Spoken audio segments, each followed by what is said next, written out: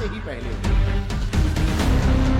या हम वोट मांगते हैं, हम तो हिंदुओं को एकजुट करने आते हैं। बाबा के दरबार में हिंदू राष्ट्र की हुंकार है तो बिहार की सियासत में भूचाल मचा है। बिहार में इस वक्त बाबा बागेश्वर का दरबार लगा हुआ है। बिहार में हो रहे विरोध पर बाबा बागेश्वर ने कहा कि मैं किसी पार्टी का प्रचारक नहीं हूं, मैं सिर्फ और सिर्फ सनातन का हूं। कुछ लोग मेरा विरोध कर रहे हैं, जितना विरोध होगा उतना बिहार आएंगे। घुसपैठिए भारत आ सकते हैं। भारत का नागरिक, भारत की बात करने वाला क्या बिहार नहीं आ सकता?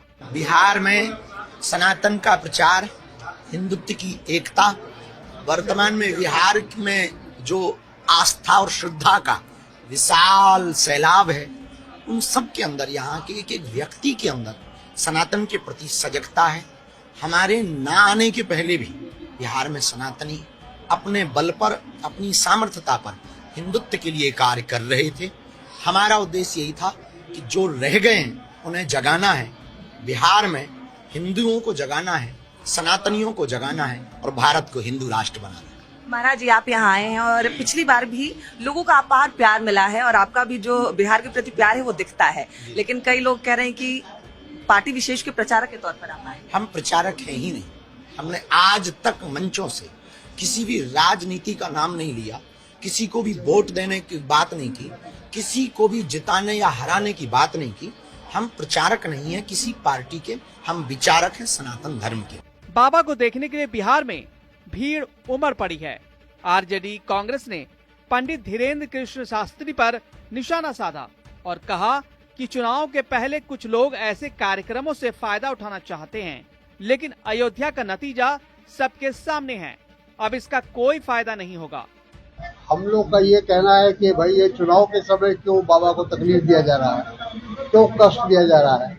बाबा अपना आए जाए कोई नहीं, इससे कोई मतलब नहीं है, लेकिन उनको राजनीतिक तौर पर उनका इस्तेमाल जो है वो गलत है। और ये इस बात का संकेत है कि एनडीए, भारतीय जनता पार्टी खास तौर पर, वो अपने आप को कहीं ना कहीं कमजोर महसूस कर रही है और इसीलिए बाबा लोगों का सहारा लेने की कोशिश कर रही है, उनकी बैसाखी पकड़ने की कोशिश कर रही है। हालांकि अपना विरोध करने वालों पर बाबा ने सभी को आड़े हाथों लिया और करारा जवाब भी दिया।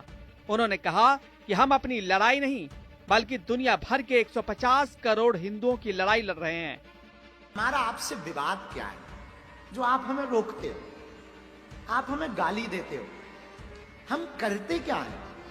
क्या हम किसी पार्टी के लिए आते हैं या हम वोट मांगते हैं? हम तो हिंदुओं को एकजुट करने आते हैं। भैया, हम किसी पार्टी के प्रचारक नहीं हैं, हम हिंदुत्व के विचारक हैं।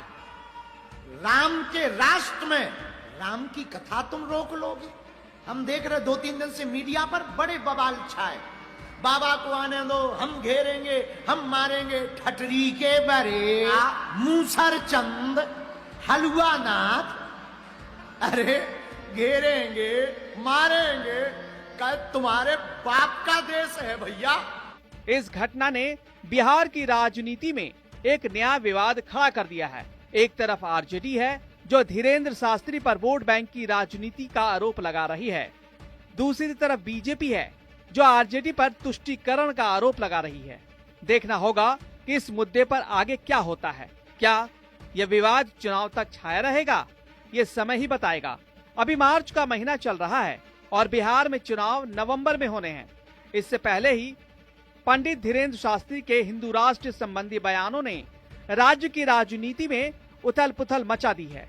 बिहार में इस साल विधानसभा चुनाव होने हैं। बाबा बागेश्वर के बिहार आने से सनातन का एक माहौल बन गया है। बीजेपी के कई नेता उनकी कथा में आशीर्वाद लेने पहुंच रहे हैं, जिससे लालू यादव की पार्टी के नेताओं को दिक्कत हो रही है।